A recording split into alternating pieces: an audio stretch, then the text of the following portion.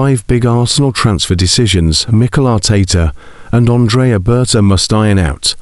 Arsenal have made a slow start to the summer transfer window so far, but the Gunners remain hot in pursuit of several targets, including Real Madrid winger Vinicius Jr. and Newcastle midfielder Bruno Guimaraes.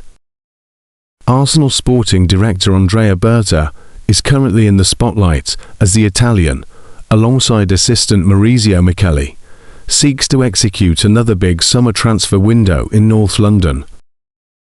The Premier League champions oversaw a record spend this time last year, and their 8 signings helped fire Mikel Arteta's side to the club's first title in 22 years.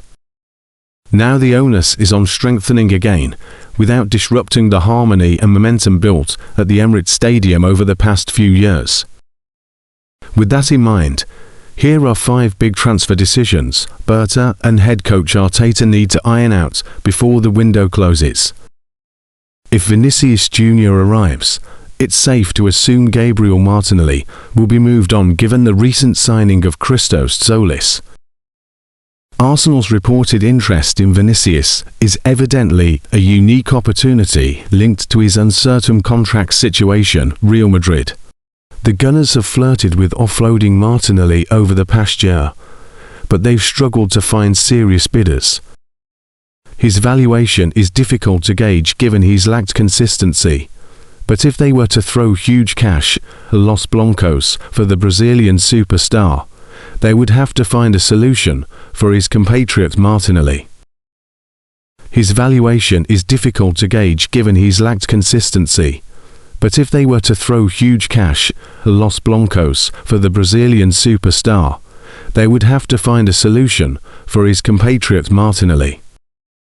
That would put Berta's negotiating power to the test.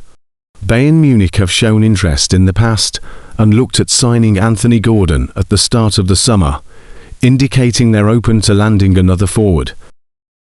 Outside of that, the Saudi Pro League could be an option, but there are no guarantees Martinelli would be willing to move there, even if the money on offer would likely be eye-watering. The window closes on Tuesday, September 1st, and it's just not feasible, logistically and financially, for Arsenal to have 3 natural left wingers in their squad beyond that date. Ben White was in admirable form at the end of last season prior to sustaining a knee injury in the 1-0 win at West Ham. He's now stepping up his recovery, but prior to the injury, his future at the club was in serious doubt. Now William Saliba's back injury, Arsenal have to seek temporary cover, and it should not be forgotten that White was initially signed as a central defender from Brighton. He's a versatile and solid competitor, and given there are no standout options on the right-back market, it would feel somewhat risky to sell him at this stage. Equally, unless Arsenal receive a decent offer above market value, it doesn't feel like they would be able to replace him for a similar price.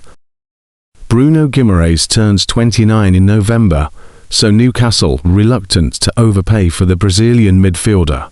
A £70 million offer has been mooted from their side, though the Magpies insist there has still not been any club-to-club contact. Newcastle appear prepared to reject the £70 million offer if it arrives, so how much higher would Arsenal be prepared to go? Guimaraes has 2 years left on his Newcastle contract, which also contains a 1-year option to extend until the summer of 2029. He's undoubtedly a top player, but Arsenal will be reluctant to pay whatever figure it takes to get a deal done, as that would set a dangerous precedent for the future that could harm their negotiating power in other deals further down the line. Additionally, are there alternatives? Who are they, and are they also worth the cash? These will already have been discussed and decided internally, but this is a tricky negotiation and file for Berta to navigate.